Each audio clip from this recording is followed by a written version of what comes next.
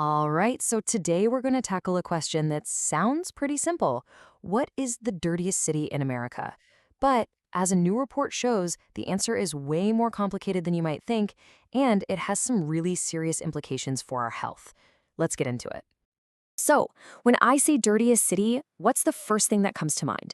For me, it's like overflowing trash cans, maybe some grimy streets, right? But what if the real problem, the one that really matters, is something you can't even see?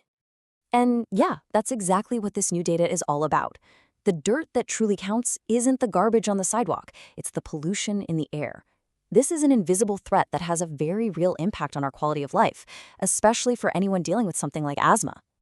Okay, so how did we get this list? Well, a company called LawnStarter went deep. They analyzed data from this past June, looking at over 300 major US cities to figure this out. They've put together a top 10 list, and trust me, some of the names on here might just surprise you. And boom, here it is, the top 10. Taking that #1 spot is San Bernardino, California. But just look at the rest of this list. You've got major industrial players like Detroit and Houston, sure, but you also see smaller cities like Reading, Pennsylvania. What's really striking is how spread out they are, from the West Coast all the way to the Northeast. This clearly isn't just a big city problem. You know, when you actually look at this list, something really interesting pops out. A clear pattern starts to emerge. Check it out. 3 states, California, Texas, and New Jersey, each have 2 cities in the top 10. That kind of concentration suggests there might be some bigger regional things going on, maybe related to specific industries or even just geography. Okay, but a list is just a list, right? What really matters is how they came up with these rankings. To really get why these specific cities are on here, we've got to look at the methodology. And it is definitely not as simple as just counting trash cans.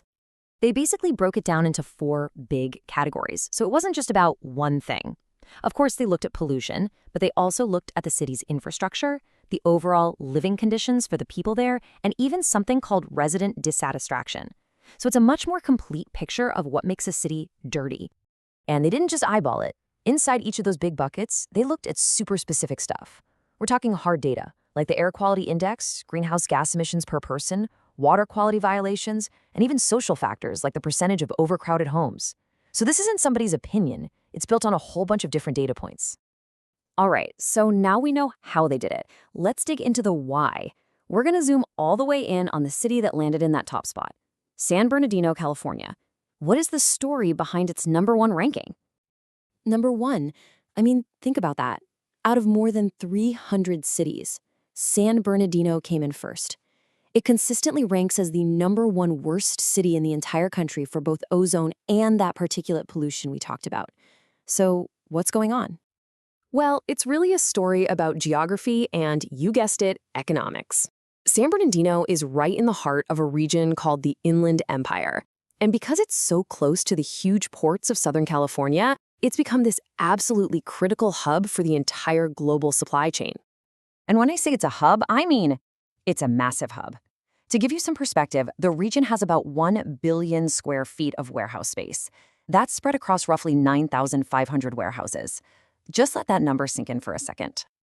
All those warehouses mean one thing, and one thing only: trucks. Tons and tons of them. We're talking about a never-ending river of heavy diesel trucks rolling through the area's roads every single day. They create these corridors of traffic and, more importantly, exhaust. And this is where things get really, really serious. The health impact from all of this constant truck traffic is so bad that doctors who work in the area have actually given these pollution hotspots a terrifying name: diesel death zones. So that brings us to the big question, right? Why does any of this matter? These are just numbers on a chart. Until they're not. The true cost of all this pollution is measured in people's health. So what is it about diesel exhaust that's so bad? It comes down to something called particulate pollution. Basically, these are microscopic little particles of soot and other nasty stuff that comes out of diesel engines. They're so tiny you can't see them, but they get deep down into your lungs and can even get into your bloodstream. And the consequences for the people breathing this stuff in every single day, they're just devastating. We're talking about higher rates of really serious conditions like COPD and cancer. And for the millions of people who already have asthma or bronchitis, this constant pollution just makes everything so much worse. This is the real-world cost of those high scores on the chart. And all of this leaves us with a really tough but super important question. Look, the warehouses and the shipping industry in places like San Bernardino are a huge part of our modern economy, right? We all want our packages delivered fast.